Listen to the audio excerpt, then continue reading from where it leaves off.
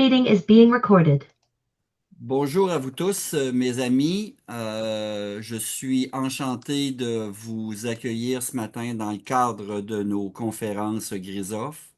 Ce matin, j'ai le très grand honneur d'accueillir mon doyen à la Faculté de médecine de l'Université Laval, le professeur Julien Poitras. Quel- Ah, Julien, non, s'il moi, vous plaît, fermez ils vos n'ont pas, micros, s'il ils vous plaît.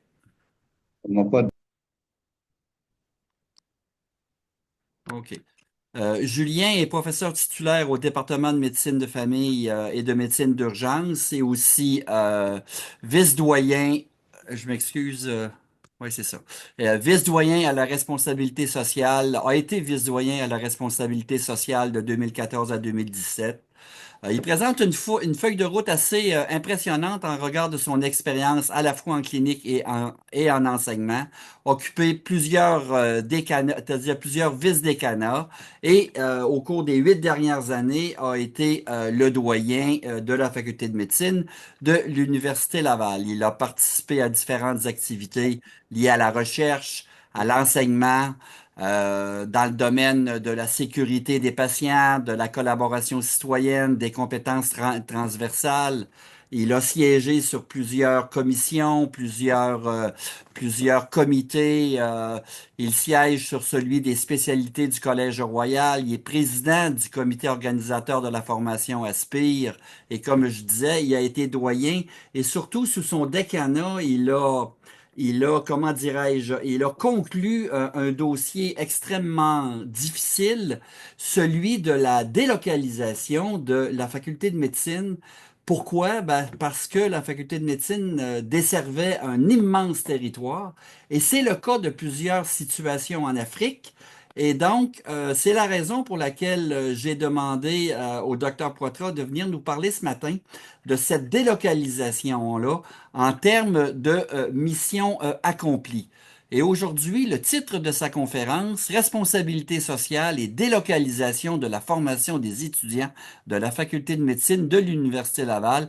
Et je suis très fier de l'avoir avec nous ce matin et de dire pour cette conférence-là, mission accomplie. Julien, la parole est à toi. Merci beaucoup, Yves. Juste pour vérifier, vous continuez à bien m'entendre, ça va pour tout le monde. Ça va. Oui, ça va, Julien. Ouais, grand plaisir de me joindre à vous ce matin et de parler d'un sujet qui m'intéresse beaucoup et d'avoir une conversation avec vous, bien entendu, puis répondre à vos questions le cas échéant. Je vais me permettre une légère correction, Yves, puis je te remercie là, de l'introduction. Depuis tout récemment, donc, je suis maintenant membre du département d'innovation en éducation médicale de la Faculté de médecine. On a un nouveau département qui a été créé, en fait, tout récemment, il y a quelques semaines. Et puis, j'ai quitté le département de médecine de famille et médecine d'urgence pour m'investir en éducation médicale dans ce nouveau département-là, qui est le seul, en fait, au Québec, qui s'intéresse donc à la pédagogie des sciences de la santé dans le contexte de nouveaux défis potentiellement pour moi et des collègues là, qui joignent ce département. Donc, merci encore une fois pour l'introduction. Fait que je vais partager mon écran, puis je vais vous amener donc dans les méandres de la délocalisation. Vous voyez bien mon écran? Oui, oui. Donc, je vais, dans un premier temps, j'ai modifié légèrement le titre, Yves, et tu comprendras à la fin, là, mission accomplie. J'ai mis un point d'interrogation finalement. J'avais mis un point à cette suggestion de titre. Je vais l'expliquer un petit peu plus tard là, pourquoi ce point d'interrogation. Euh, on le mentionnait donc tout à l'heure, c'est un dossier qui a été important à la faculté dans les 8 dernières années. Donc, les objectifs que je nous donne pour cette présentation-là, c'est qu'au terme de la présentation, mes participantes puissent discuter de deux avantages de cette idée de délocaliser une formation médicale, de nommer trois caractéristiques de la délocalisation qui a eu lieu du côté de la faculté de médecine à l'Université Laval et de décrire un moyen d'évaluer le succès d'une telle délocalisation. Ce que je vous propose comme plan, une revue de la littérature relativement courte, une description quand même assez en profondeur du projet de la faculté de médecine et également des discussions autour de l'évaluation du projet.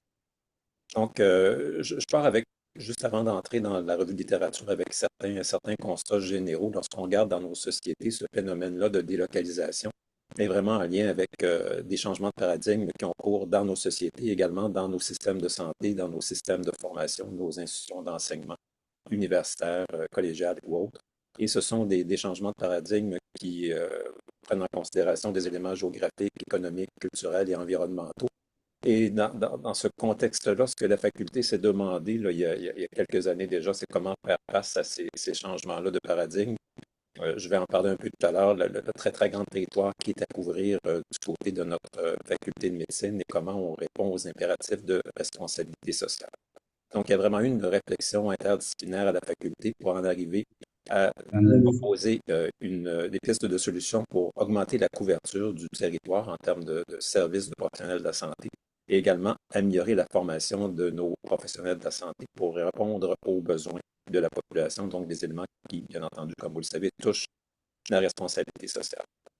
Revue de littérature, en fait, je ne posséderai pas une revue de littérature extensive, mais je vais vous amener certains constats qui ont déjà été mis de l'avant dans le passé. Puis en revoyant la littérature dans les derniers jours, ça n'a pas évolué de façon importante. La question, en fait, est-ce que la délocalisation de pavillons d'enseignement ou de campus a un effet positif? Je dirais que la littérature n'est pas encore extrêmement probante, là, dans le sens que ce sont des éléments qui sont quand même difficiles à évaluer, qui prennent beaucoup de temps. Ce qu'on en sait, c'est ce que je vais vous partager un petit peu aujourd'hui. Clairement, lorsqu'on parle de délocaliser, les populations, les communautés où on délocalise, de façon générale, lorsqu'elles sont sondées, vont mentionner que ça amène une amélioration des soins localement, dans le contexte de la ville où on délocalise comme telle la formation. Ça amène également une augmentation de la réputation de la communauté. Ça peut favoriser l'installation de jeunes familles ou de professionnels dans ce contexte-là. Ça peut stimuler l'économie également et le développement communautaire. Ce qui ressort également, c'est que ça mobilise beaucoup l'engagement de la communauté médicale locale, mais également donc l'ensemble des professionnels de la santé et les structures économiques donc vont être mobilisées par de tels projets. Et ça peut accroître également la diversité en termes de diversité populationnelle, diversité également expérientielle, donc pour ce qui est des étudiants et des étudiantes qui sont formés dans ces campus délocalisés. Un autre élément qui ressort assez bien des études qui ont été faites, puis je réfère à la littérature de façon générale, mais également aux constats qui ont été faits historiquement donc au Québec et dans le reste du Canada, puisque le mouvement de délocalisation au Canada date de plusieurs années. On a le campus de Trois-Rivières qui a délocalisé donc une partie de la formation de l'Université de Montréal est en existence depuis 20 ans. On a fêté les 20 ans cette année. Même chose pour d'autres campus comme celui de Chicoutimi avec l'Université de Sherbrooke, celui de Gatineau avec l'Université McGill qui est plus récent. Donc, il y a plusieurs expériences qui ont cours depuis plusieurs années au Québec et au Canada qui nous permettent quand même, sans nécessairement que ça apparaisse dans des revues scientifiques, mais qui nous permettent quand même de faire certains constats, c'est que il y a une meilleure rétention en région. Je pense que le plus bel exemple de ça, c'est celui que je mentionnais du campus de Trois-Rivières, du côté de l'Université de Montréal. À travers les 20 années d'existence, il y avait un problème important de services médicaux et de désert médical en Mauricie qui a été réglé avec ce campus-là. Et essentiellement, nos étudiants, ce qui est démontré également, c'est que les étudiants qui vont dans ces campus-là sont bien formés, ils ont de bons résultats dans leurs examens terminaux et dans leurs évaluations. La question qui est un peu plus en suspens, est-ce que ces étudiants-là qui sont formés dans des pavillons, des campus délocalisés, vont davantage s'orienter en médecine de famille, dans les spécialités de base? Cet élément-là a des rapports contradictoires dans la littérature. C'est pas un élément qui est extrêmement clair. Je dirais que ça dépend un peu de l'expérience des différents campus et de la façon dont ils sont organisés. Un élément qui n'a pas été étudié beaucoup, qui moi me touche quand même, c'est toute la question des coûts. Ce sont quand même des structures qui demandent des coûts, des investissements importants. Dans un contexte actuellement au niveau économique où on est serré au niveau des budgets, il y a certainement un questionnement de ce côté-là. Et pour moi, il y a également les coûts environnementaux. On sait que le bâti, donc des nouvelles constructions qu'on amène dans une communauté, ben, ça a un coût environnemental qui est très important là, au niveau global. Et ces coûts environnementaux-là n'ont pas vraiment été étudiés, même si on met en place certains éléments pour diminuer euh, l'impact environnemental de ces structures-là. Il reste que plusieurs études démontrent que le système de santé, de façon générale, le système de formation, a un impact sur l'environnement. Donc, on estime à peu près 5 à 10 dépendant des localités, l'impact environnemental de notre système de santé sur les gaz à effet de serre. Donc, ces coûts environnementaux là, n'ont pas vraiment été étudiés en termes de littérature médicale. Ceci étant dit, une fois ce constat fait, je vous amène quand même au projet de la faculté de médecine et donc la façon dont celui-ci s'est déployé. Donc, ça, c'est une photographie de notre campus en plein été, qui est un campus animé. Donc, jusqu'il y a maintenant 3 ans, donc ce pavillon d'enseignement-là était le seul pavillon où était enseignée la médecine du côté donc de la faculté de médecine de l'Université Laval. Yves l'a mentionné un petit peu plus tôt, la responsabilité sociale, c'est un élément qui me touche beaucoup. J'ai été vice-doyen à la responsabilité sociale avant de devenir doyen, et mon mandat est articulé beaucoup autour de la responsabilité sociale. Donc, c'est clair que cet impératif-là a été très présent dans les décisions qu'on a prises, entre autres au niveau de la délocalisation donc de l'enseignement, et a animé beaucoup nos décisions et les choix qu'on a fait. Je répète en fait certains éléments qui nous animent à la faculté de médecine, donc l'engagement de toute une communauté pour une faculté socialement responsable, donc c'est partie de notre vision. Comment est-ce qu'on peut donc espérer le meilleur pour l'avenir, agir concrètement et contribuer à offrir des conditions de vie saines propices à l'épanouissement des individus, à la santé, au bien-être dans sa globalité. Et à cet effet-là, donc, je rappelle que la faculté avait reçu donc la reconnaissance de l'Institut Aspire de l'EMI en 2017, justement pour souligner cet engagement-là de la faculté envers la responsabilité sociale. Donc, puis je mentionne également, il y a un élément que je pense qui est important en termes d'historique de responsabilité sociale. La faculté de médecine de l'Université Laval est la première faculté francophone en Amérique du Nord. Plus de 28 000 diplômés jusqu'à maintenant. Donc, la faculté a été fondée en 1852. Je comprends très bien que ça fait très jeune pour plusieurs facultés centenaires du côté européen, mais pour ce qui est de l'Amérique, c'est quand même une historique qui est importante. Et à cet égard-là, c'est important de mentionner que la faculté de médecine à l'Université Laval avait été vraiment créée dans un contexte de responsabilité sociale où il y avait à ce moment-là déjà des facultés anglophones, mais il y avait vraiment un désir, lorsque l'édit du roi avait été mis de l'avant, il y avait vraiment cette volonté-là de former des médecins en français qui pourraient servir la population canadienne-française. Donc, c'était un impératif qui était présent. Puis la faculté de médecine de l'Université Laval a essaimé beaucoup à ce moment-là, de même que l'Université Laval, un peu partout au Canada, pour justement porter cette mission-là de la francophonie. C'était dans un contexte où on était quelques années après l'acte d'union, où il y avait vraiment un désir d'assimiler la population canadienne-française à la population anglophone. Donc, il y avait vraiment un bel impératif de responsabilité sociale à ce moment-là. Cette idée d'essaimer demeure quand même toujours présente dans l'ADN, finalement, de la faculté de médecine de l'Université Laval. Yves en parlait un peu plus tôt. Notre défi principal à Laval, c'est vraiment un immense réseau, en fait, en sciences de la santé. Et c'est important de faire un petit peu de géographie à cet égard-là. Puis j'aime bien vraiment faire certaines comparaisons. Le Québec, c'est 3 fois la France en termes de superficie, 5 fois le Japon. On a des liens particuliers avec Madagascar. Puis la carte que vous voyez là est à l'échelle dans l'île de Madagascar, qui est une très grosse île. Ben, ça rentre quand même quelques fois dans la superficie de la province de Québec, qui est au centre de l'image. Donc, ça a une importance parce que c'est un territoire immense qui est à couvrir. Bien entendu, ce territoire-là n'est pas fortement habité sur l'ensemble de la surface, mais vous avez plusieurs communautés autochtones qui peuplent le nord du Québec et qui ont bien entendu droit à des soins de santé qui répondent à leurs besoins. Donc, c'est tout un défi en termes de gestion sanitaire qui est présent, vous en conviendrez. Pour ces raisons-là, il y a à peu près une vingtaine d'années, le gouvernement québécois, le ministère de la Santé, a divisé la province en 4 réseaux universitaires intégrés en santé et services sociaux, en fonction des 4 facultés de médecine existantes au Québec à ce moment-là. Et ça fait en sorte donc que l'Université Laval hérite d'une partie du territoire. Et il y avait vraiment une question de responsabilité sociale également derrière cette dénomination-là, dans le contexte où ces territoires-là sont vraiment attribués à des universités spécifiques. Donc, ça définit un peu le terrain de jeu en termes de choix de stage, en fait, en termes d'établissements de santé qui peuvent accueillir nos étudiants en formation. mais également, ça définit une responsabilité sociale par rapport au fait que les services doivent être fournis, doivent être adéquats pour les populations qui sont sur ces territoires.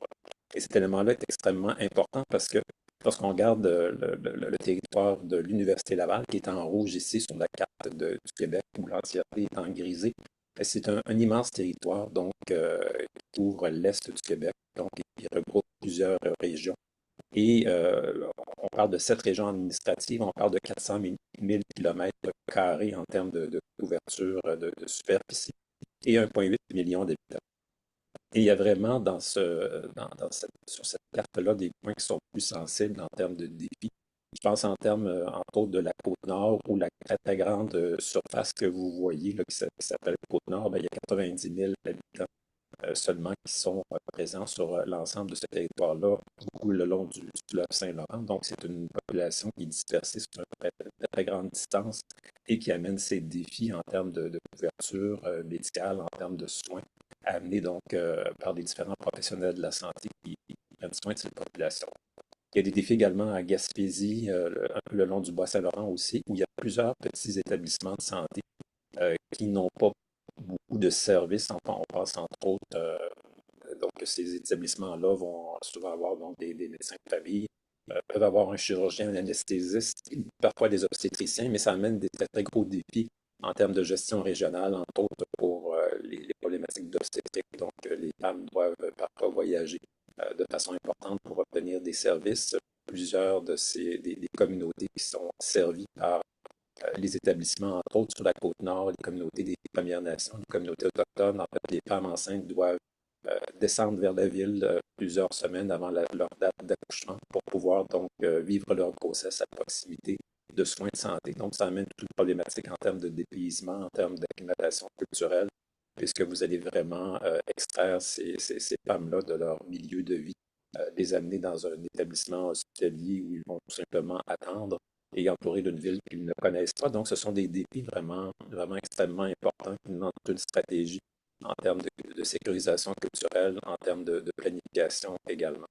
Donc, ce sont des défis auxquels la faculté de médecine de l'Université Laval fait face en termes de formation des professionnels de la santé. Comment donc adapter notre formation pour que les professionnels puissent répondre à ces besoins-là et respecter les différents besoins des différentes communautés. Parce qu'il reste qu'au niveau de la capitale nationale, qui est plus en bas au centre, ben, c'est un milieu très, très urbain, avec beaucoup de services, beaucoup d'établissements hospitaliers, des centres hospitaliers universitaires. Et lorsqu'on se dirige vers les différentes régions, ben, on tombe dans des secteurs qui sont beaucoup moins bien couverts en termes de soins de santé, avec parfois des soins qui sont minimaux et des ruptures de services souvent en fonction des disponibilités. Donc, je vous explique la problématique, quelques données supplémentaires. Donc, il reste qu'au niveau de la faculté de médecine de l'Université Laval, c'est plus de 5000 étudiants. Bien entendu, pas tous en médecine, mais une couverture de plusieurs professions de la santé, entre autres au niveau des sciences de la réadaptation, de ce qu'on appelle la kinésiologie au Québec, également des programmes de deuxième, troisième cycle du côté de la recherche. 955 professionnels de la santé sont formés chaque année à la faculté de médecine de l'Université Laval. On a un corps enseignant de plus de 6000 professeurs de clinique, professeurs réguliers chargés d'enseignement et qui sont répartis sur l'ensemble du territoire que vous avez vu tout à l'heure, puisque notre formation est très orientée vers une formation pratique où les étudiants vont en stage assez tôt dans leur formation. Et en grande partie, donc, un médecin qui est formé au Québec va passer beaucoup plus de temps dans les milieux hospitaliers que du côté de la faculté de médecine. Donc, cette délocalisation-là est déjà au départ un élément important qui fait partie de la formation de nos professionnels de la santé. Et 269 personnes en termes de membres du personnel administratif. Donc, la faculté de médecine s'est posé la question de comment est-ce qu'on est capable de mieux servir notre population, comment est-ce qu'on est capable de faire en sorte que les professionnels de la santé qu'on forme aient le goût de s'installer sur l'ensemble du territoire et couvrir donc toutes les régions avec leurs réalités différentes. Donc, des régions très urbaines, mais des régions beaucoup plus rurales où des besoins sont présents, où il y avait donc des ruptures de services fréquentes, où il y en a encore parce qu'on n'a pas nécessairement résolu l'ensemble des problématiques. Et qu'est-ce qu'on peut faire, nous, en termes de mission d'enseignement, de recherche et de service à la communauté comme faculté pour aider et contribuer à ce qu'on puisse en fait, atteindre une meilleure responsabilité sociale. De là est né le projet Aventure Médecine. Donc, je vous amène une subtilité. On a parlé de délocalisation de la formation médicale, mais notre projet a bénéficié, bien entendu, de l'expérience de plusieurs autres facultés canadiennes qui ont délocalisé dans les 20 dernières années leur programme de formation. Ça fait que c'est une délocalisation en plus, hein. Au carré, là, dans le contexte où le projet est plus complexe que simplement mettre en place un pavillon d'enseignement et commencer à enseigner la médecine dans une région qui est davantage éloignée du pavillon, du campus principal. Donc, il y avait vraiment une réflexion de fond qui était présente à cette idée-là de délocaliser. C'est pour ça que le projet ne s'appelle pas nécessairement le projet de délocalisation. On a trouvé un terme qui est aventure médecine. On voulait vraiment favoriser également chez les jeunes ce goût-là de l'aventure, de s'impliquer non pas dans leur milieu de base, la plupart du temps une grande ville, un milieu très urbain, mais vivre une aventure particulière en termes de formation. Donc, il y a tout un élément communicationnel qui est venu avec ce projet-là pour faire en sorte que des jeunes aient le goût de s'investir dans ce type de carrière-là et que dès leur début de formation, même avant d'être recrutés à la faculté de médecine, ben, ceux-ci identifient que oui, c'est une aventure particulière. On a un projet de formation qui répond à nos aspirations et qui nous intéresse. Donc, on va être attiré, on va vouloir s'impliquer dans ce projet d'aventure médecine. La prochaine diapositive, en fait, présente globalement les éléments sous-jacents à ce projet d'aventure médecine. Donc, bien entendu, en bas à gauche, c'est un programme de doctorat qui est dispensé à Lévis, à Québec et à Rimouski, donc 3 sites de formation. C'était l'idée de développer également un réseau d'externats longitudinal intégrés, donc ce qu'on appelle des I. Ça vaut peut-être la peine d'expliquer un petit peu plus. Pour la formation au Québec, donc, les étudiants vont faire leur formation initiale à l'Université Laval en 2 ou 3 ans. Donc, c'est ce qu'on appelle le préclinique, classiquement, donc les cours de formation qui sont donnés, que ce soit en physiologie, en biochimie, dans différentes spécialités. Mais par la suite, ceux-ci vont passer à l'externat, donc qui est une formation qui dure 2 ans. Et cette formation-là est dispensée sous forme de stage dans les établissements. Classiquement, c'était des externats qui étaient ce qu'on appelle donc verticalisés, donc des externats qui vont se faire, des stages qui vont se faire dans nos gros milieux urbains, nos hôpitaux universitaires, avec un étudiant qui va passer un mois en chirurgie, un mois en médecine interne, un mois en ophtalmologie, un mois en ci, un mois en ça. Donc, essentiellement, qui est très compartimenté sous forme de stylo. Et le concept n'est pas de nous, mais dans les dernières années, on a développé un peu partout dans le monde cette approche de réseau d'externat longitudinal intégré, où l'externat va se faire davantage dans un milieu de médecine familiale, au milieu de première ligne, donc des plus petits externats, donc plutôt que d'accueillir dans un gros milieu universitaire, on va dire 100 étudiants externes pendant une année. On a développé des places, on développe des places d'externat dans des petits milieux qui vont accueillir 2, 3, 4, 5 externes à la fois et vraiment vont offrir une expérience horizontale. Donc, ces étudiants-là, plutôt que d'un mois à l'autre changer de spécialité, vont suivre des patients tout au long de l'année et vont avoir certaines concentrations d'activités, mais ils vont pouvoir s'exposer vraiment au suivi de patients, vont pouvoir vraiment s'exposer au devenir d'un patient. Donc, ils peuvent voir à ce moment-là, à l'intérieur de leur externat, premièrement, un patient qui se présente pour un suivi médical X dans une clinique de médecine de famille, pour dire quelque chose. Et si ce patient-là subit un événement qui nécessite une chirurgie, bien, ils peuvent le revoir quelques semaines plus tard ou quelques mois plus tard au niveau opératoire, donc être exposé à ce moment-là à la spécialité, aux spécialités chirurgicales et revoir ce patient-là par la suite sur l'étage, une fois hospitalisé, s'il a des complications et ultimement de retour dans sa communauté. Ce patient-là pourrait être revu en suivi par son médecin de famille en compagnie de l'externe qui, à ce moment-là, donc, a suivi l'ensemble de l'épisode de soins. Donc, ça amène une formation qui est beaucoup plus, je dirais, semblable, collée sur la réalité d'évolution de nos clientèles, du continuum de soins.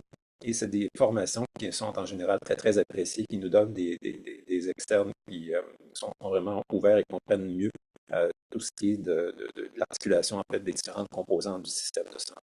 Le troisième aspect, c'est l'augmentation des apprentissages en mode collaboratif. Donc, on conçoit que dans une région qui n'est pas une région très urbaine où les hôpitaux ne sont pas des hôpitaux, je dirais, super spécialisés ou tertiaires, on a souvent donc beaucoup plus de collaboration avec les différents professionnels de la santé. Donc, le fait de pouvoir offrir une formation délocalisée permet également un apprentissage en mode collaboratif. Ça veut dire que nous, lorsqu'il y a des étudiants qui sont en formation, donc dans les pavillons, dans les campus délocalisés, ben, ils vont pouvoir avoir très rapidement des contacts avec le milieu hospitalier, rencontrer très tôt, donc d'autres professionnels de la santé, et vraiment nouer des liens, mieux comprendre en fait également cette articulation-là, comment le continuum de formation peut être également mieux accolé à la réalité d'une pratique interprofessionnelle.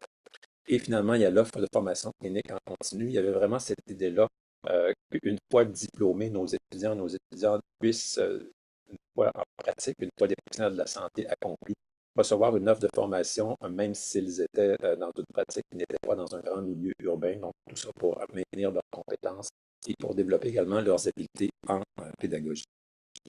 Ce qui nous amène à un schéma compliqué. Le consultant qui nous a aidé beaucoup sur ce projet-là est un ingénieur. On retrouve un petit peu de la complexité des fois de la pensée des ingénieurs dans cette illustration-là. Mais ça vous explique bien cette idée-là de pipeline de l'attraction, de la rétention, qui était quand même très fondamentale au niveau du développement du projet. Comment est-ce qu'on peut, à gauche, être attractif pour des étudiants, des étudiantes qui sont au secondaire, au cégep, dans leur formation? Comment est-ce qu'on peut favoriser leur admission, même s'ils proviennent de régions, parce que de façon générale, euh, les étudiants qui ne sont pas originaires de gros milieux urbains vont souvent moins bien performer dans les tests d'admission. Donc, comment on favorise leur admission dans ces pavillons-là et qu'on favorise une présence plus importante dans les pavillons d'enseignement d'une population étudiante qui provient de l'ensemble du territoire et non pas uniquement de nos gros milieux urbains. Comment est-ce qu'on travaille sur le pré-externat avec la mise en place de pavillons d'enseignement? Comment est-ce qu'on organise ensuite des externats longitudinaux intégrés pour offrir la possibilité à ces étudiants-là qui ont été recrutés euh, sur l'ensemble du territoire, qui ont vécu une formation dans un pavillon d'enseignement, comment ceux-ci peuvent par la suite continuer leur formation à l'intérieur d'externats longitudinaux intégrés et comment par la suite cette transition-là s'accomplit en résidence et par la suite en formation continue avec du mentorat également, une fois que ceux-ci sont en pratique. Donc, c'est un projet très ambitieux qui n'est pas uniquement l'idée, je prends des étudiants, je les envoie à tel endroit pour leur formation médicale et ça finit là. Il y avait vraiment une approche globale, telle que je le mentionnais, donc, qui établie sur les expériences antérieures de d'autres universités, d'autres facultés qui ont délocalisé leur formation préclinique, mais nous, il y avait vraiment une vision qui était plus large, qui était présente à ce niveau. Donc, ça nous a permis de mettre en place deux pavillons d'enseignement de la médecine, un à Lévis, un à Rimouski. Vous avez les photographies de ces pavillons-là. Ces pavillons-là ont été vraiment réfléchis de façon consensuelle avec plusieurs professionnels de la santé, avec les étudiants également. Et ce sont des pavillons qui sont vraiment accolés sur des milieux hospitaliers. Cet élément-là répond à des demandes des étudiants depuis plusieurs années qui trouvent encore, pour ceux qui ne sont pas à l'intérieur de ces pavillons-là, que l'exposition au milieu clinique venait tardivement dans la formation. Donc ça, dès les premiers jours de leur formation, dès leur première journée dans un programme de médecine, ces étudiants-là peuvent être amenés rapidement dans le milieu clinique par un système de passerelle tout simplement et pouvoir prendre en compte comment fonctionne un système de laboratoire, comment fonctionne un système de radiologie, faire de l'observation clinique dans un milieu d'urgence ou dans d'autres milieux. Donc, il y a vraiment cette exposition précoce qui est présente. Également, donc, il y a eu une conceptualisation importante qui a été réalisée pour nous donner la possibilité de recevoir également des patients partenaires à l'intérieur de ces pavillons d'enseignement-là pour pouvoir donc permettre à nos étudiants de certaines pratiques cliniques, certains questionnaires. Donc, il y a vraiment toute une réflexion pédagogique également qui a accompagné la mise en place de ces pavillons-là. Je vous présente le pavillon de Rimouski qui, lui, est encore plus collé sur l'hôpital. Et donc, autour de cela, il y a toute une stratégie en termes de salles d'études, de salles de conférences, salles de formation qui est étudiée. On n'entrera pas dans ces détails-là, mais de façon générale, la conceptualisation a été, comme je mentionnais, consensuelle et répond bien à ce moment-ci aux exigences, aux demandes des étudiants et du milieu. Certains pavillons d'enseignement sont allés beaucoup plus loin en termes de délocaliser certains aspects de la formation supplémentaire. Donc, certains pavillons délocalisés au Québec dans d'autres universités disposent également de laboratoires d'anatomie, disposent également de salles de simulation, de centres de simulation plus sophistiqués. Il y a des choix qui ont été faits du côté de ces deux pavillons d'enseignement-là où l'accès à ce type de facilité peut toujours se faire du côté de Québec, de d'autres ressources dans d'autres milieux universitaires. Donc, ça n'a pas été mis en place, mais je dirais que de ce côté-là, l'imagination est la limite dans le contexte qu'un pavillon d'enseignement peut comporter vraiment un nombre important de facilités. Puis ce qui est clair, c'est que l'accès direct au niveau du milieu clinique est vraiment très apprécié par les étudiants et les étudiants. Je amène sur cette photo-là, donc, qui est vraiment une reconstitution à l'échelle, en fait, de l'empreinte, en fait, sur l'écorce terrestre de ces pavillons-là, juste pour montrer quand même l'ampleur des distances. Vous avez le pavillon central en haut à gauche, qui est le pavillon Vendry, qu'on a vu un petit peu plus tôt, le pavillon de Lévis, qui est juste de l'autre côté du lac. Donc, on s'entend que c'est pas très loin, mais Rimouski, c'est quand même un bon 3 heures et demie de route de Québec. Donc, c'est quand même significatif comme délocalisation. C'est pas proche. Si vous voulez vous rendre là, donc y rencontrer des étudiants, ça prend une bonne journée. Donc, c'est simplement pour montrer que c'est une délocalisation qui a des impacts importants. Ça veut dire que nos étudiants donc, vont parfois devoir se déplacer dépendant de où ils originent. Mais c'est important de mentionner que l'ensemble de la formation peut être suivi dans ces pavillons-là. Donc, les étudiants n'ont pas à revenir au pavillon central, sauf exception. Donc, certaines formations vont être vraiment locales avec des moniteurs, des enseignants qui sont recrutés sur place et qui vont dispenser des cours de petits groupes, entre autres, alors que d'autres se font à distance sous écran avec des systèmes de vidéo qui ont été mis en place lors de la conception de ces pavillons. Donc, maintenant, 3 pavillons d'enseignement stimulant. Et je mentionnerai également qu'il y a eu des ajustements même au niveau du pavillon central, au niveau du pavillon Vendry, puisque comme on a développé des systèmes de téléconférence, il fallait donc avoir un lien qui soit efficace entre les différents pavillons pour s'assurer que les enseignements puissent être suivis en simultané sur les 3 sites. Et ça ne se fait pas nécessairement uniquement à partir du pavillon Vendry, donc certains enseignants vont dispenser les enseignements du côté de Rimouski ou du côté de Lévis, mais les étudiants et les étudiantes vont pouvoir, à partir donc, de n'importe quel pavillon, suivre ces enseignements-là. Donc, c'est tout le développement d'une stratégie de communication qui soit efficace, mais également, ça nous a amené à revoir nos amphithéâtres. Donc, cet amphithéâtre-là a été revu, reconceptualisé, entre guillemets, pour pouvoir vraiment assurer une acoustique qui soit parfaite avec ces systèmes de visioconférence-là. Toute la question de la couleur également dans l'amphithéâtre a été revue pour s'assurer que la transmission au niveau des caméras vidéo puisse être optimale et donner une expérience qui soit satisfaisante pour les étudiants et les étudiantes. Ça, c'est une photographie de la faculté de médecine comme telle, simplement pour mentionner que cette idée-là de délocalisation a été poussée même pour mettre en place dans nos différents vice-décanats, donc une imagerie qui soit en lien avec l'ensemble de notre territoire.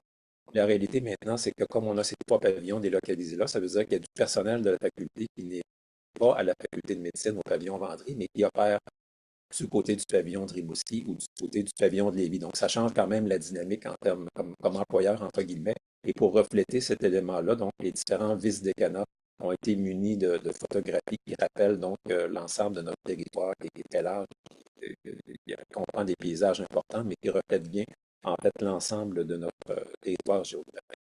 Donc ça, c'est 2022, la première cohorte qui est entrée donc en 2022 et on fête cette année la graduation de nos premières cohortes entrées en 2022. Donc 3 ans plus tard, ils complètent leur préclinique. Donc justement, samedi soir prochain, on sera à Rimouski pour fêter la graduation de cette cohorte-là. Il y a un autre événement qui est préparé pour Lévis également. Ça, c'est la partie pavillon. Je le mentionnais tout à l'heure, le projet est beaucoup plus ample que ça. Simplement pour vous mentionner ici un certain nombre de stages en activité dans les différentes régions du Québec pour ce qui est de la faculté de médecine de l'Université Laval. Les petits points que vous voyez, c'est des sites de stage qui étaient déjà existants pour certains stages d'externat ou de résidence. Et le projet également se fonde sur une délocalisation qui était déjà existante de l'enseignement en médecine de famille. Donc, du côté de la médecine de famille, on a déjà donc 13 GMF universitaires, donc groupe de médecine familiale universitaire qui couvrent l'ensemble du territoire. La moitié sont situés à Québec, mais la moitié de ces groupes de médecine de famille-là sont également répartis sur le territoire. On en a à Gaspé, on en a à Manicouagan, on en a à Rimouski, à Trois-Pistoles et autres. Donc, ces GMFU reçoivent nos résidents de médecine de famille et permettent de continuer donc la formation de nos étudiants et nos étudiantes. Bien l'idée des externats longitudinales intégrés dont je parlais tout à l'heure. Donc, en même temps qu'on a construit les pavillons d'enseignement, on a développé plusieurs places d'externats longitudinales intégrés. Là, vous avez la carte du RUIS de l'Université Laval qui est reproduite en bas à droite et avec des petits points rouges qui vous montrent les endroits où on a installé différents externats dont ils sont intégrés dans cette idée-là de continuum. Donc, depuis même cette carte-là, on est rendu maintenant à 58 places d'externat régional intégrés sur l'ensemble de notre territoire. Donc, ça peut être autant du côté de Bécomo, du côté de Montmagny, de Matane. Donc, ce sont de petits externats pour la plupart. Donc, vous voyez une place, deux places, quatre places. On en a des plus gros à Lévis, Rimouski et Joliette. Mais essentiellement, ce sont des places d'externat qui sont délocalisées et qui permettent aux étudiants de continuer leur formation initiale dans un de ces endroits-là. Ce ne sont pas des places qui sont réservées exclusivement aux étudiants, aux étudiantes qui sont dans nos pavillons délocalisés. Ils ont une certaine priorité, mais ce sont des places qui sont offertes pour l'ensemble des étudiants et des étudiantes de notre faculté. Et vous avez donc certains des environnements enchanteurs qui offrent de ces externats-là. Donc, ce sont de petits villages, de petites villes habituellement qui vont accueillir les étudiants, qui offrent une expérience vraiment différente de la ville. Mais pour nos étudiants qui aiment le plein air, qui aiment les activités sportives, c'est clairement donc du bonbon là, pour ces étudiants et ces étudiantes. Je me suis permis cette petite diapositive-là juste pour rappeler que depuis 2015 environ, donc la faculté de médecine de l'Université Laval s'est appuyée beaucoup en termes de responsabilité sociale sur de la consultation citoyenne. Donc, on a développé tout un réseau sur notre immense territoire qui nous permet de rencontrer des citoyens et des citoyennes et de travailler avec ces citoyens et citoyennes-là sur certains de ces projets-là. Donc, le projet d'Aventure Médecine a vraiment également pris bénéfice de la sagesse citoyenne et s'est appuyé également sur une consultation de citoyens et de citoyennes pour être mise en place, comme l'a été également notre dernière planification stratégique. Donc, il y a quand même toujours ce lien-là qui existe avec nos citoyens qui peuvent nous corriger lorsqu'on fait erreur sur certaines de nos décisions. On a maintenant des citoyens partenaires qui siègent à notre conseil de la faculté. Les citoyens vont en général également être partie prenante lors d'une nomination d'un nouveau directeur ou d'une nouvelle directrice de département. Donc, les citoyens ont leur mot à dire et sont très écoutés. Il y a certains éléments de notre formation qui demandent ajustement. On est prêt à le regarder et à faire les ajustements nécessaires. Donc, cet aspect-là est important et on s'est guidé entre autres sur ce type de consultation citoyenne-là pour revoir nos curriculums en termes de quelles compétences on devait améliorer pour nos étudiants, nos étudiantes, nos professionnels de la santé. Vous ne serez probablement pas étonné d'apprendre qu'en général, la compétence de l'expertise médicale, donc du savoir médical, n'est pas nécessairement celle qui est ciblée par les citoyens. Les citoyens vont davantage nous parler comment est-ce que vos professionnels vont communiquer avec nous, comment est-ce qu'ils vont collaborer avec les autres parties du système de santé. C'est souvent ce qui revient et ce qui nous amène donc à pouvoir ajuster nos curriculums de formation. Ça, c'est un peu une diapo pour résumer en fait le potentiel qu'on s'est donné depuis 2022 et duquel on est vraiment très, très fiers. Ce que je vous ai amené tout à l'heure, là, depuis en fait les dernières diapositives, c'est pour vous montrer que maintenant, depuis 2022, on a la capacité de former entièrement des médecins de famille à l'extérieur de notre pavillon central du côté de pavillon Vendry à Québec. Donc ça veut dire qu'un étudiant qui commence sa formation en médecine donc, pourrait choisir à gauche d'étudier du côté de Rimouski et de faire sa formation complète de 3 ans de préclinique à Rimouski, d'être exposé quand même au milieu de clinique en cours de route. Et au terme de l'externat, pourrait choisir donc d'aller du côté du Témiscouata, donc qui est la photographie au centre, pour un externat longitudinal intégré sur place. Donc l'étudiant passerait plusieurs mois sur place, d'être exposé à ce moment-là à une pratique de médecine de famille et pourrait par la suite décider de faire sa formation en résidence en médecine familiale, donc du côté droit. Ça, c'est le GMFU, le groupe de médecine de famille universitaire de Manicouagan à Bécomo. Donc, notre étudiant pourrait compléter sa résidence de 2 ans à Bécomo et ensuite aller en pratique. Donc, on a le potentiel pour la spécialité de médecine de famille. Ce n'est pas la même chose pour les autres spécialités, mais c'est quand même plus de la moitié de nos étudiants et nos étudiantes qui étudient pour être médecins de famille.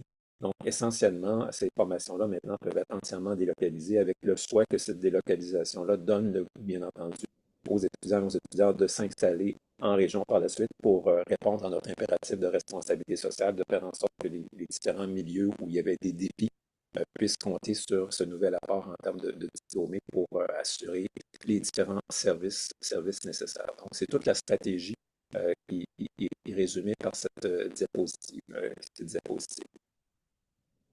Ça nous amène donc à notre plan. Donc, on a parlé du projet de la faculté de médecine. On a parlé maintenant de l'évaluation du projet. En fait, je reviens un petit peu sur le titre et sur le pourquoi d'un point d'interrogation par rapport donc à la proposition initiale de Yves et Étienne que je remercie.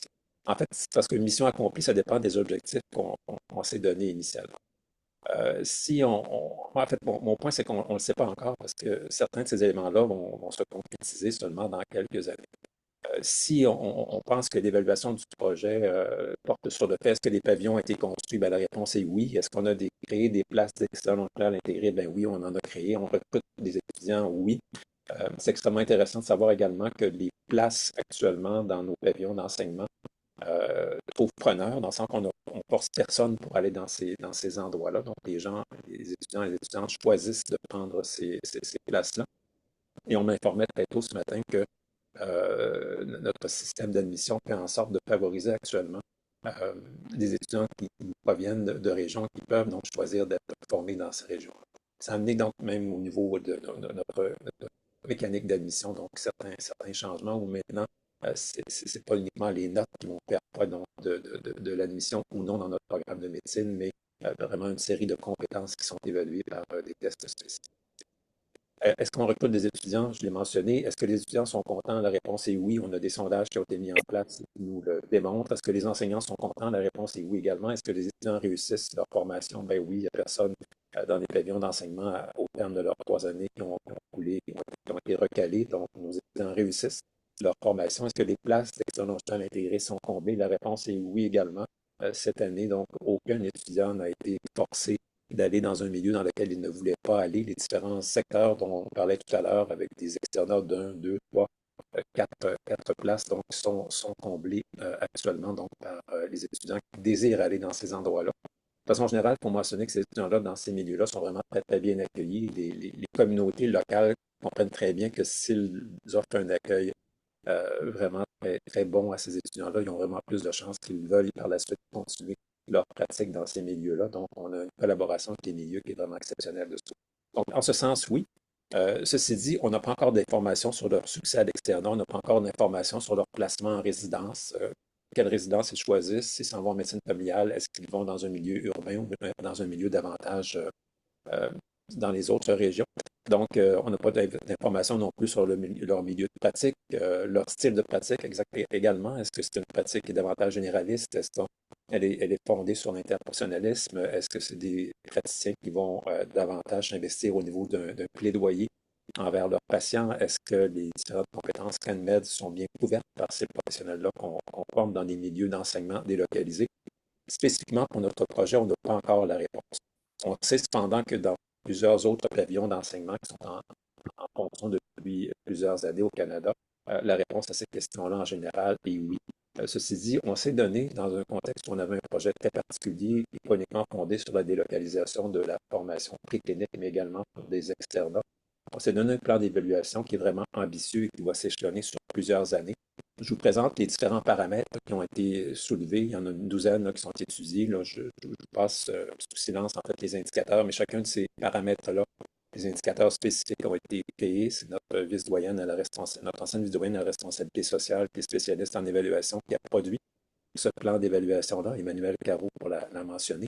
Donc, c'est un plan qui est extrêmement rigoureux, puis c'était une condition également pour ce projet-là, puisqu'on est allé chercher un financement du ministère de la Santé pour mettre en place ces pavillons d'enseignement, ces externats longitudinaux. Donc, le plan d'évaluation très rigoureux était conditionné également à ces budgets-là. Donc, c'est une évaluation qui est en cours actuellement. On a certains indicateurs qui sont disponibles, et d'autres qui ne le sont pas.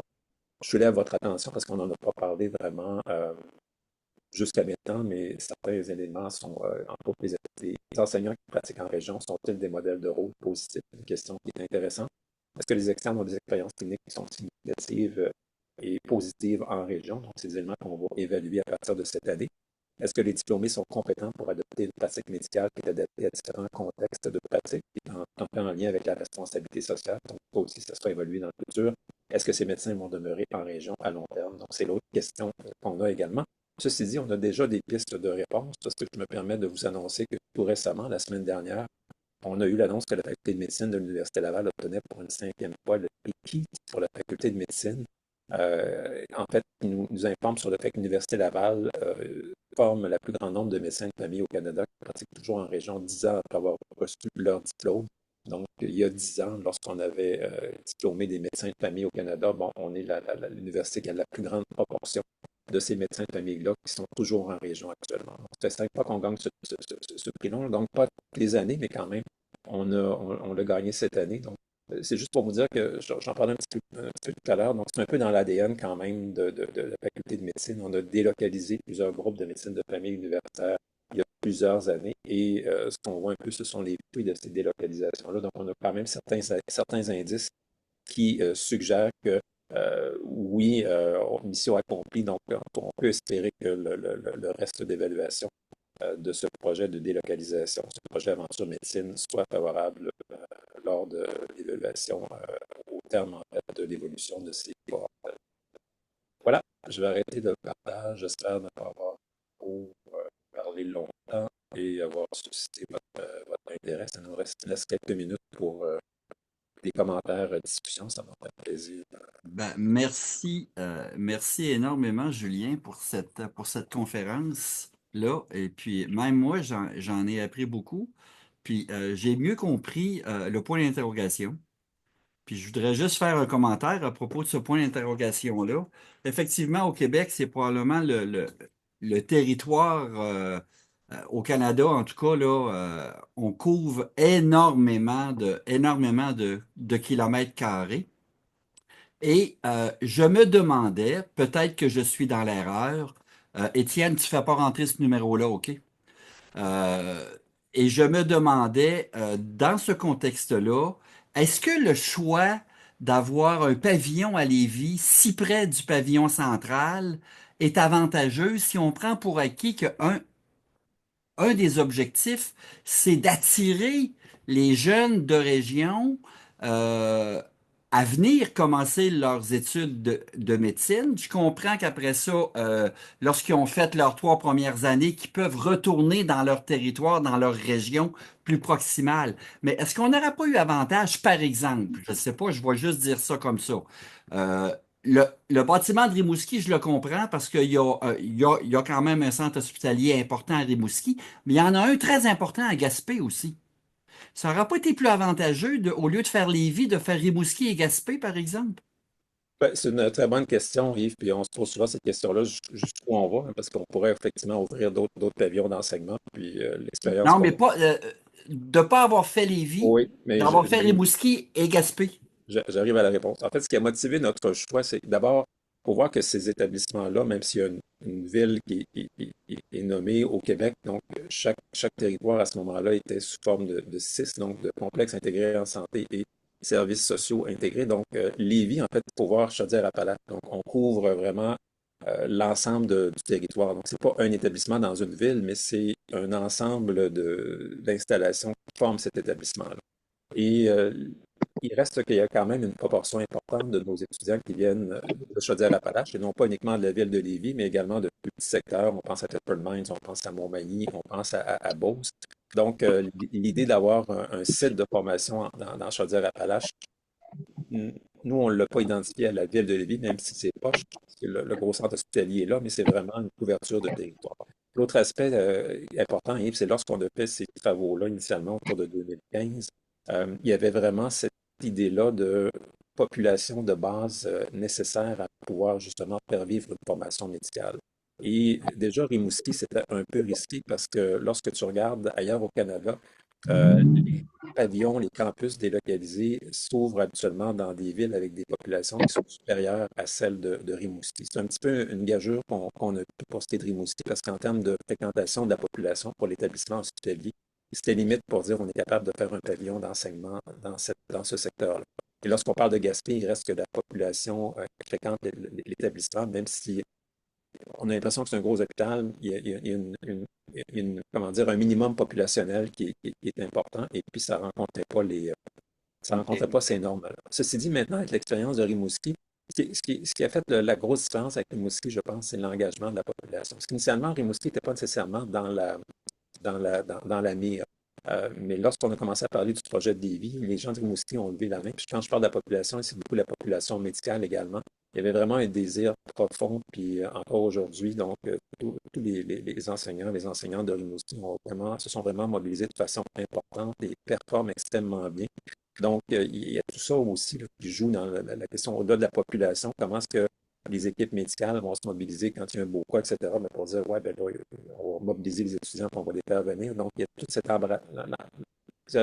comment la population médicale embrasse le projet et va s'investir dedans. Et là, ben, moi, ça me questionne, effectivement, peut-être que depuis petit, le milieu hospitalier, en prenant en compte cet investissement-là local, pourrait aussi faire l'objet de sites de formation délocalisés. Un dernier commentaire avant que je passe la parole à notre ami Charles. Peut-être qu'un jour, il y aura lieu de, si jamais on construisait un troisième édifice, peut-être que Gaspé pourrait être intéressant à ce moment-là. Oui, mais Gaspé, il y a cette île aussi, là, qui est Ouais, un aussi, effectivement, peu effectivement. loin, lorsqu'on regarde à peu près des Ouais, établissements. effectivement. Ben, je passe la main à Charles. Charles, la parole est à toi. Ouvre ton micro, par exemple. Merci Yves et bien entendu merci à Julien pour sa belle présentation. Bien entendu, je connaissais Laval, mais j'essaie de me mettre à la place d'une faculté de médecine qui ne soit pas canadienne et qui devrait apprendre du modèle qu'on vient d'entendre maintenant. Alors, j'ai donc une réflexion, puis une question pour Julien. Ma réflexion est la suivante, c'est que voilà, nous avons un exemple d'une faculté de médecine qui assume ce rôle parfaitement de responsabilité sociale pour deux raisons, parce qu'elle sort de ses limites. D'abord au niveau géographique, territorial, elle va loin, etc., elle s'étend, et également sur le plan, je dirais, sociologique et politique, elle sert le système de santé. Elle se pose des questions pour savoir comment les citoyens peuvent avoir accès à la santé. Et même, Julien le disait, se pose des questions pour savoir si effectivement ils ont bien fait leur travail, si les étudiants restent sur place, etc., s'ils vont faire leur carrière définitivement là-bas, s'ils respectent même les critères que l'on appelle le CANMEDS avec toutes les compétences voulues, etc. Donc, voilà l'exemple d'une institution, une faculté de médecine qui se pose des questions parfaitement socialement responsables en allant jusqu'au bout des choses. Maintenant, ma question, et je pense à nos amis africains, bien entendu, que je connais un certain nombre de facultés de médecine africaines, bien entendu, mais quand j'étais à l'OMS, mais et je sais que la plupart des facultés, évidemment, proposent à leurs étudiants de faire des stages dans la communauté et dans les centres ruraux et quelquefois éloignés. Ça, c'est très bien. Mais quand même, peut-être pas tout à fait dans la dimension que nous a dit Julien. Donc, j'ai une question pour Julien. Quand on voit tout ce qui a été fait, ça demande quand même une mobilisation extraordinaire et ça demande que le leadership de l'université ait la main. Et ce n'est pas juste un professeur de santé publique ou de médecine préventive et sociale qui va faire tout ça. C'est le patron. C'est le patron qui dit mon institution, je veux qu'elle aille dans ce sens-là. C'est pour ça que il est extrêmement important que les autorités au plus haut niveau donnent la direction. Mais ma question, c'était aussi quels sont les supports que la faculté de médecine a demandé, obtenus de la part du gouvernement, de la part des autorités locales, parce que la faculté n'est pas là pour remplacer le système de santé, elle est pour le soutenir. Mais quand même, il a fallu beaucoup de soutien, non seulement financier, mais soutien politique, administratif, etc., pour que les choses se passent. Et alors voilà, je sais qu'en Afrique, quelquefois, il n'y a pas toujours une relation exemplaire entre le côté académique et le côté politique santé. Et donc voilà, est-ce que Julien, tu pourrais nous dire ce qu'il faudrait faire pour que ce travail puisse être fait en matière de relations avec le pouvoir politique et sanitaire? Merci. Ton micro, Julien. Non, on t'entend pas. Non. Tu avais un petit problème tantôt, je sais pas, mais c'est pas moi en tout cas, je pense que c'est plus toi. Est-ce que tu m'entends bien? Ah, moi, je t'entends pas, mon ami.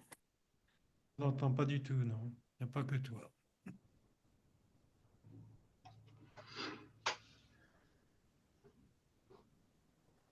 Non.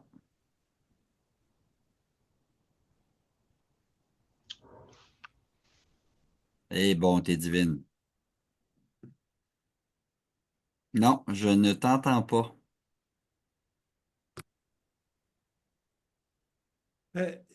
Yves, pendant que Julien se raccorde pour répondre à la question, moi, indirectement, j'aurais aimé poser une question à Charles. Ben, vas-y, Étienne, puis pendant ce temps-là, Julien va travailler à Pendant son que Julien micro. se raccorde. Charles, on a souvent évoqué avec toi et avec d'autres le problème de ce que Julien appelait la demeure en région, c'est-à-dire la rétention. Former des étudiants dans les régions, c'est bien, mais à condition qu'ils y restent. Si après c'est pour émigrer à Québec ou Montréal ou même Trois-Rivières, l'opération n'est pas très rentable. Est-ce que toi, Charles, qui est un expert dans tout cela, est-ce que tu considères que le modèle que vient de nous exposer Julien, c'est un modèle qui est, comment dire, transposable ailleurs, sur le plan de la formation? Euh, dans une certaine mesure, mais effectivement, il demande beaucoup de ressources en matière d'efforts, de temps et de ressources pour aller, évidemment, se répandre dans un territoire aussi vaste que celui qu'on a entendu.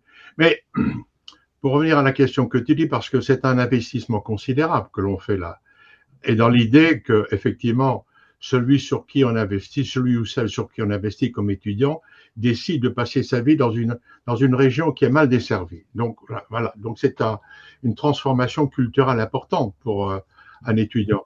Alors, dans le monde, là où ça a réussi, 2, 1, 2. Oui, là, ça fonctionne, Julien. Désolé, Charles. dans le monde où ça a réussi, moi j'ai deux exemples en tête, et ils répondent toujours avec les mêmes caractéristiques. Premièrement, l'étudiant, effectivement, on a été, comment dirais-je, l'invité à faire des études de médecine quand il appartenait à une population qui était mal desservie. Donc c'est un petit peu ce que nous montrait Julien, c'est l'admission. Voilà, on l'aspire dans le pipeline. Deuxièmement, pendant toute la formation, y compris à la première année, il y a un intérêt proposé à comprendre les besoins de la communauté. Il y a donc des visites sur le terrain, il y a même des recherches qui sont faites en première année, en deuxième année, en troisième année, tout le long, de façon à ce que ce soit, comment dirais-je, une transformation culturelle. Et ça, c'est en opposition à ce qu'on voit par exemple en France, où on demande aux étudiants en dernière année de médecine, tout d'un coup, de lire, mais tiens, tu vas aller travailler dans un bled.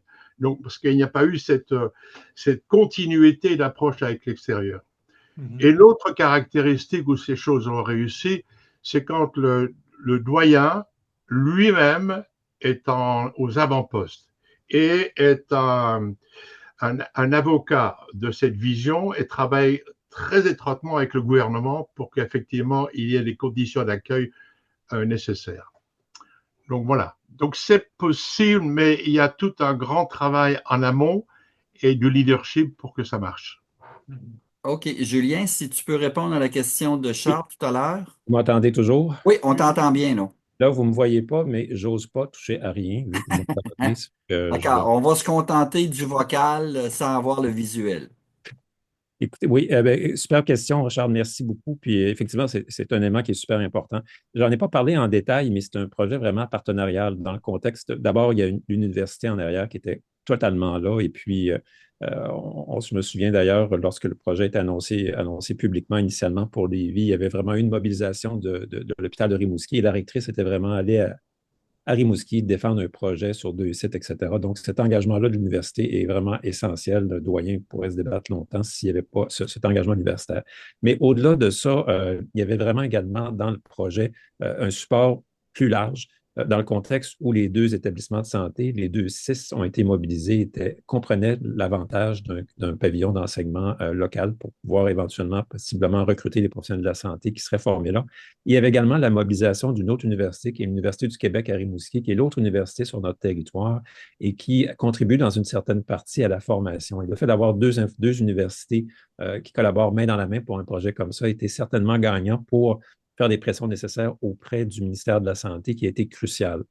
L'autre point qui peut sembler accessoire, puis ça dépend comment les différentes régions sont structurées, mais les deux pavillons sont des propriétés des deux CIS. Donc, c'est une décision du ministère de la Santé, surtout, qui nous a permis de mettre en place ces pavillons d'enseignement-là. Donc, ce sont des actifs des établissements hospitaliers qui s'assurent de l'entretien, qui s'assurent en fait de tous les aspects de gestion d'un établissement. Donc, même si l'université est, je dirais, locatrice, entre guillemets, des pavillons et donne les formations à l'intérieur des pavillons, cette idée-là de coller la propriété de l'établissement, du pavillon à l'établissement a été gagnante dans le projet en termes de limiter les coûts versus si on avait fait quelque chose de vraiment complètement indépendant. Et on est arrivé dans un moment où politiquement c'était intéressant. Je te dirais, Charles, il y avait, à ce moment-là, on avait moins de difficultés financières comme province et la CAQ, qui est au pouvoir depuis 2017 maintenant, avait vraiment dans ses cartons cette idée-là du pouvoir des régions. Donc, comment on peut responsabiliser les régions, les autonomiser à l'égard de l'emploi, à l'égard de la formation et autres. Donc, on est vraiment, nous, entrés tout à fait en ligne avec cette vision-là du parti politique au pouvoir. Et s'il n'y avait pas eu ça, honnêtement, ça n'aurait possiblement pas fonctionné. Puis il faut dire qu'avant que le projet parte de l'avant, il a fait du surplace pendant plusieurs mois dans le contexte où on n'avait pas accès nécessairement au pouvoir politique pour le mettre de l'avant. Parce que bien entendu, c'est un financement qui vient du gouvernement. Si le gouvernement ne dit pas oui, tu peux pas, on n'aurait pas pu mener le projet. Donc, il y a vraiment un alignement, je te dirais, des trous dans le fromage gruyère aussi pour nous permettre d'en arriver à ce résultat-là qui a été, bien entendu, on est tout à fait content. Il faut compter également que la construction s'est faite pendant la pandémie en passant, en partie, alors que beaucoup de projets étaient arrêtés. On a eu la chance de pouvoir compter sur des équipes qui ont quand même continué le travail. Et c'est un projet de façon assez exceptionnelle au Québec qui est arrivé en temps et sous le budget demandé. Ce qui a favorisé aussi là, tout le suivi et le fait qu'on a eu les autorisations pour continuer à travers les différentes phases du projet. Voilà. Mais je comprends également, Charles, écoute, ce n'est pas un modèle qui peut s'appliquer partout. On s'entend là-dedans en fonction des capacités des différents pays. Ceci dit, on a quand même des beaux exemples de responsabilité sociale. Si je pense aux Philippines, on travaille actuellement avec Haïti, entre autres, justement pour ce qui est de la responsabilité sociale avec l'Université d'État d'Haïti. Donc, il y a des modèles différents qui peuvent répondre aux impératifs de responsabilité sociale qui existent. Je comprends très bien, puis ça m'avait bouleversé lorsque j'avais des discussions avec mes collègues du Mexique en termes de ce type de projet-là. Pour eux, un des enjeux importants, c'est la question de la sécurité dans le contexte où si tu délocalises trop en région au Mexique, ben, tu exposes tes médecins, tes professionnels de santé à être pris en otage par les groupes mafieux et tués même. Donc, il y a des freins à ce moment-là importants qui font que culturellement ou en fait socialement parlant, tu ne peux pas te permettre n'importe quoi dans ces conditions-là, on s'entend. Je vais me permettre une dernière question avant de passer la parole à Étienne pour le mot de la fin, sauf si Étienne il veut commenter naturellement. Un des grands objectifs, je crois, derrière ce projet-là, tu n'en as pas parlé, je ne sais pas si je vais oser te poser la question, était celui de la population autochtone. Est-ce que parce qu'il y avait certains problèmes, les jeunes étudiants autochtones osaient pas venir à Québec pour étudier les coûts, etc. Il n'y avait pas nécessairement les ressources financières. Est-ce que ce grand projet-là de délocalisation, à la fois avec de nouvelles constructions, surtout avec les nouvelles constructions et la possibilité de faire des stages dans leur communauté directe, a favorisé la formation de jeunes médecins venant des populations autochtones? Ben, il y a une variable qui est un petit peu confondante là-dedans dans ce que tu demandes, Yves, et je te remercie pour la question, c'est un excellent point.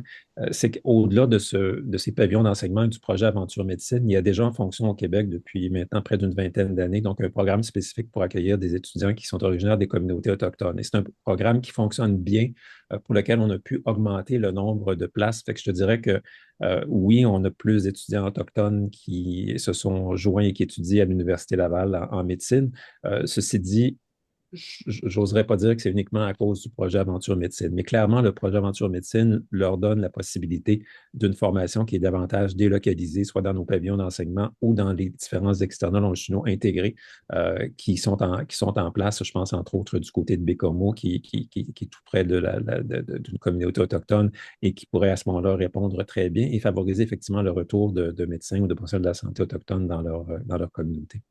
J'ai deux mains levées. Une dame HP, je m'excuse, c'est ce qui est marqué. Vous avez la parole. Ouvrez votre micro, par exemple.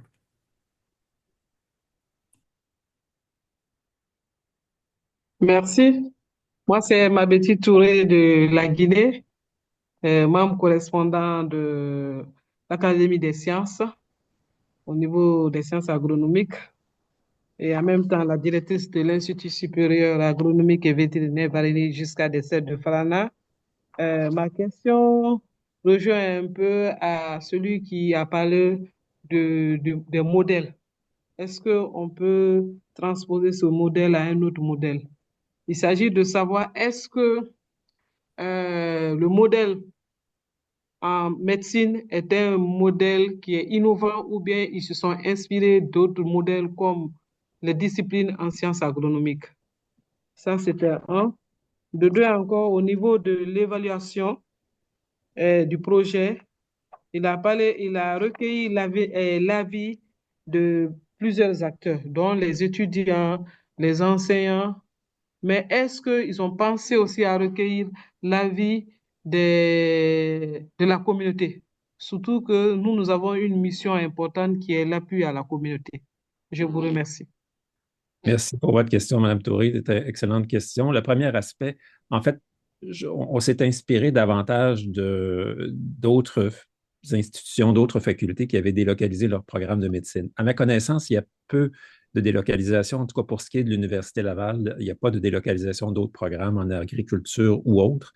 Bien entendu, on espère qu'on pourrait éventuellement donc favoriser la délocalisation de certains autres programmes à l'Université Laval, entre autres au niveau des sciences de la santé, mais dans d'autres secteurs. Il faut mentionner cependant que la délocalisation au Québec spécifiquement est favorisée par le modèle des réseaux universitaires intégrés en santé et services sociaux, les RUIS dont je parlais tout à l'heure, dans le contexte on a parlé des 4 universités avec faculté de médecine, mais il y a plusieurs autres universités qui offrent des services, entre autres en région. Donc, il faudrait voir à ce moment-là pour les différentes disciplines si elles sont déjà ouverte, entre autres, à Rimouski, avec l'Université du Québec à Rimouski.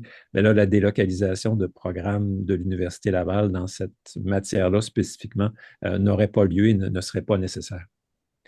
Pour votre deuxième question concernant la communauté, oui, avec nos liens avec les communautés, cette partie-là, je dirais, d'input de la sagesse citoyenne est prévue, donc effectivement, à l'intérieur des différents sondages, au-delà des professionnels, au-delà des étudiants. Donc oui, on veut évaluer l'impact tel que jugé par les gens de la population, ce que j'appelle la sagesse citoyenne. Donc, ça fait partie du plan d'évaluation, tout à fait. Merci. J'ai vu tantôt que M. Diallo avait la main levée, mais là, sa main est baissée. Est-ce que vous voulez prendre la parole, M. Diallo? Oui, je veux bien parler. Allez-y, la parole est à vous. Oui, merci. Je remercie d'abord le conférencier et je remercie toute l'organisation. Et je voudrais poser juste une question. En termes d'augmentation budgétaire, en pourcentage peut-être pas en valeur absolue, mais si on peut avoir la valeur absolue, c'est bon. En termes d'augmentation budgétaire pour la faculté des sciences de Laval, ce programme de délocalisation a coûté combien? Deuxième chose, quel est le degré de pérennité ou la possibilité de pérennité d'un tel programme dans cette région? Merci. Merci pour votre question, M. Diallo. En fait, en termes de coûts, je vais distinguer les coûts immobiliers. En fait, le projet, là, le total des 2 projets, c'est autour de 40 millions. Donc, pour la construction des pavillons d'enseignement, les salles, etc.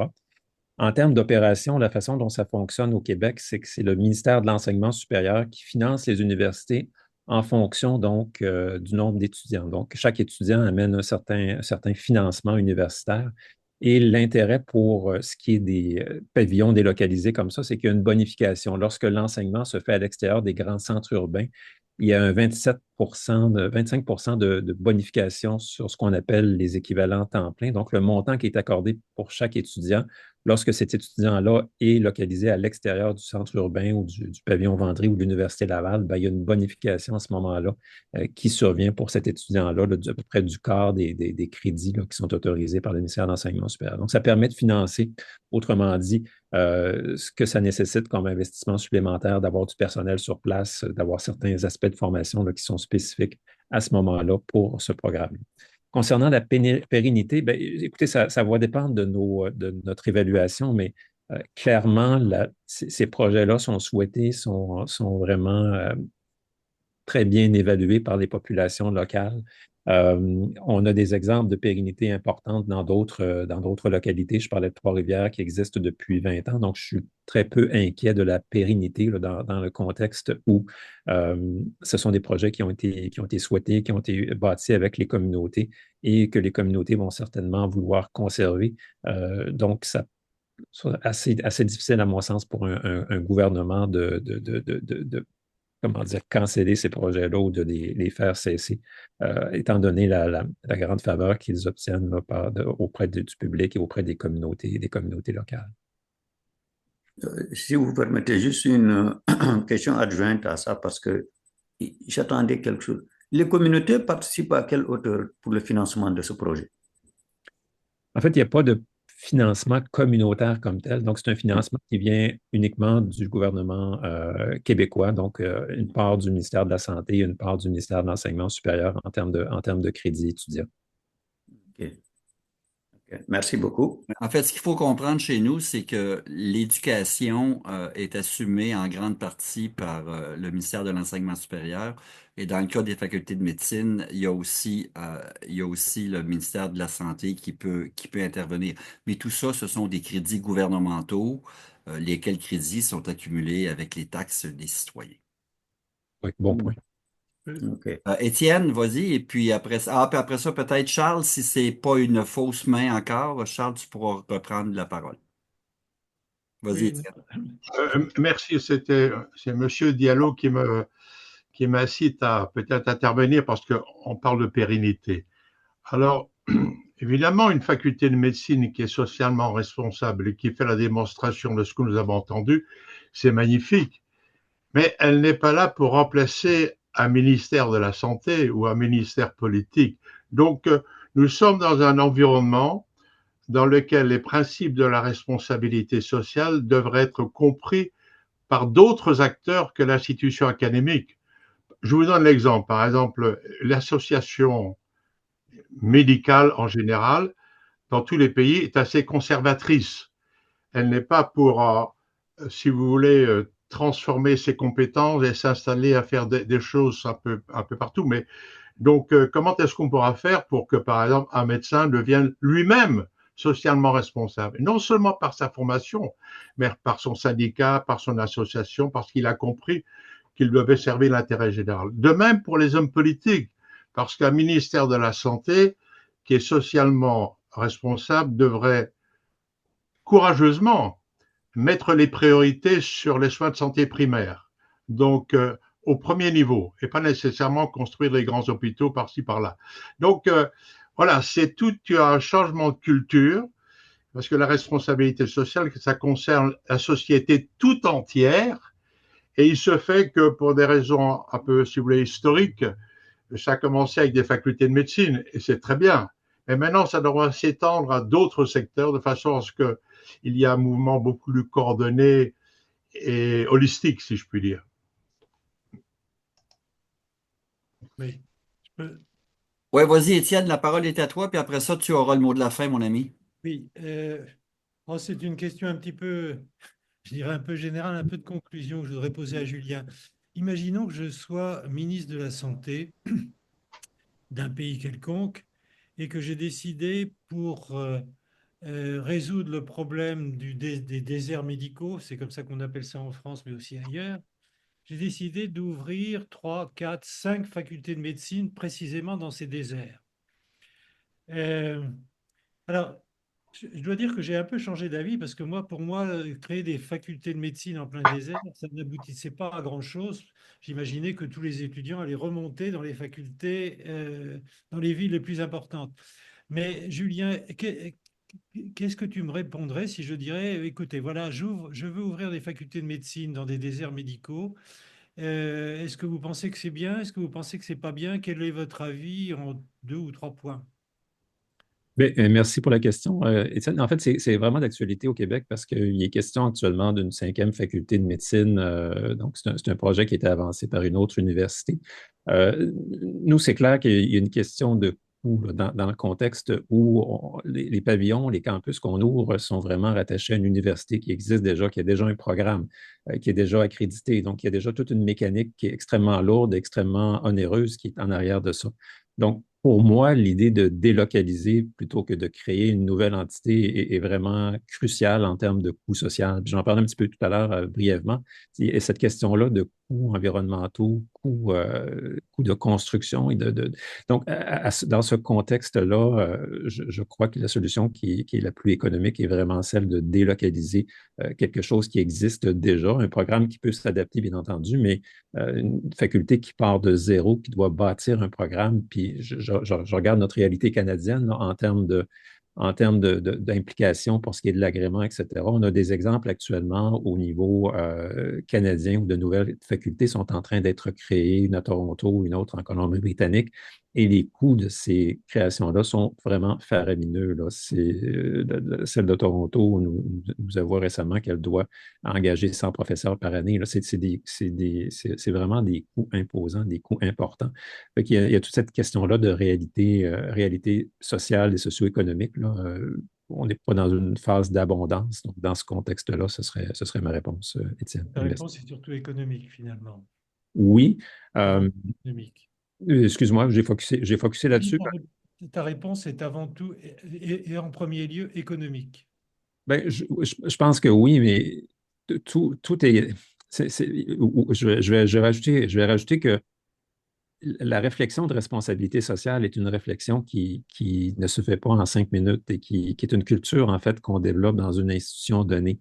Et cette idée-là de dire que de façon spontanée, on pourrait mettre en place une institution où toute cette réflexion-là se fait déjà prête au moment de la constituer, à mon sens également, est difficile, en fait, à mon avis, à considérer. Là. Je pense que à terme, les institutions qui ont réfléchi depuis un bout de temps, puis le font avec vraiment cette volonté-là de servir la population, ça fonctionne bien. Puis je pense qu'on l'a démontré de façon générale au niveau des cadres d'universités québécoises, de bâtir quelque chose au départ où il n'y a pas nécessairement de professeurs, etc., qui ont eu cette réflexion-là, me semble également périlleux.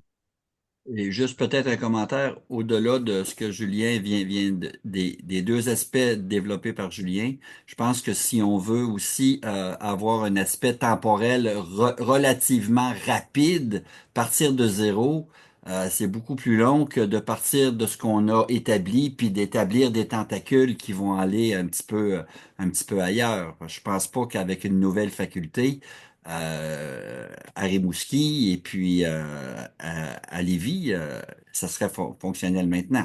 C'est beaucoup plus long. Bon, on n'aurait pas déjà des diplômés. Ah non, ça c'est clair, net et précis. Charles, la main levée, tu ouvres ton micro et après ça, je passe la parole à Étienne qui va donner le mot de la fin. Oui, je ne pouvais pas m'empêcher de répondre quand même à Étienne qui disait, et si on créait une faculté de médecine dans chacune des zones où il y a un manque d'accès à la santé, est-ce que ça pourrait résoudre les affaires? Mais je dis non. D'abord parce que moi, je connais deux pays où j'ai d'ailleurs travaillé, l'Algérie et l'Iran. En Algérie, quand j'y étais, il y avait 3 facultés de médecine. Maintenant, il y en a une trentaine. Et je ne pense pas que le niveau de santé est manifestement s'est amélioré. Deuxième, en Iran, par exemple, j'ai connu aussi l'Iran quand il y en avait 3. Maintenant, il y a une quarantaine. Et c'est un des pays qui est le plus intéressé par la responsabilité sociale. Et pourquoi? Parce que une faculté de médecine qui forme des gens qui ne donnent que des soins médicaux et qui ne comprennent pas les déterminants de santé, qui sont culturels, économiques, sociaux, politiques, environnementaux, eh bien, elle n'aide pas. Il faut que ce soit une façon différente d'aborder la santé et pas seulement la médecine. Donc, c'est pas une question de nombre, c'est une question de vision intelligente de ce que c'est la santé et comment on la perd ou on la gagne. Merci Charles. Étienne? Oui, merci Charles. C'était important ce que tu viens de dire. Alors, les 2 prochaines conférences, mais Charles, ne te sauve pas parce que je vais avoir besoin de toi dans un instant. Jeudi 15 mai, c'est-à-dire jeudi prochain, Jean-Marc Lévy-Leblond qui avait reporté sa conférence sur le partage de l'ignorance, production et transmission de la connaissance. C'est un sujet d'actualité, comme vous l'imaginez.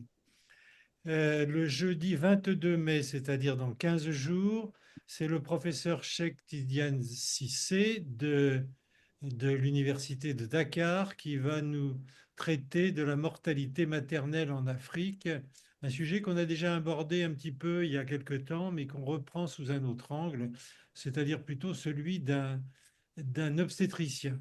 Ça, ce sont pour les 2 prochaines conférences de mai. Je vais m'arrêter là. Mais Charles, si tu veux bien, parce que je ne l'ai pas sous les yeux, est-ce que tu peux rappeler la conférence responsabilité sociale qui aura lieu d'ici 3 semaines, je crois, fin mai, il me semble. Ah oui, merci de me donner l'opportunité de le rappeler.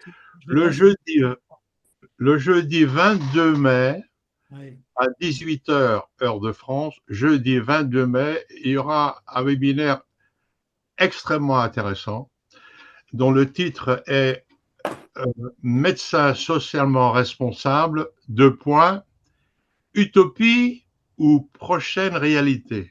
Médecins socialement responsables, utopie et prochaine réalité. Alors, avec la participation exceptionnelle, du président du collège des médecins généralistes de France, du secrétaire perpétuel de l'Académie royale de médecine de Belgique, et 3, du président de l'Ordre professionnel des médecins du Québec, qui vont réagir à une présentation d'un jeune médecin en formation à l'Université catholique de Louvain et qui va nous parler d'une enquête où on définit le médecin socialement responsable avec ses principales composantes et attributs et compétences. Et les 3 personnalités dont je vous ai mentionné leur titre vont, elles, réagir pour voir si ce qui est proposé a du sens, est possible et à quelles conditions. Donc voilà, là, on met vraiment le doigt dans l'engrenage. Et je pense que ce serait intéressant d'y être. Merci, merci Charles. Juste un petit mot, vu qu'on est dans les annonces, ben, moi, je vous annonce en tant que président du GRISOF que la demande que le GRISOF a déposée à l'AUF pour devenir réseau adhérent de l'AUF a été acceptée. Et donc, c'est grâce à votre soutien à tous et je vous en remercie comme président du GRISOF. Je vais cesser l'enregistrement maintenant en vous remerciant, en vous souhaitant un très, très bel été pour ceux qui ne reviendront pas avant septembre, mais restez avec nous et encore 2 conférences, 4 conférences en fait, avant la fin de la session.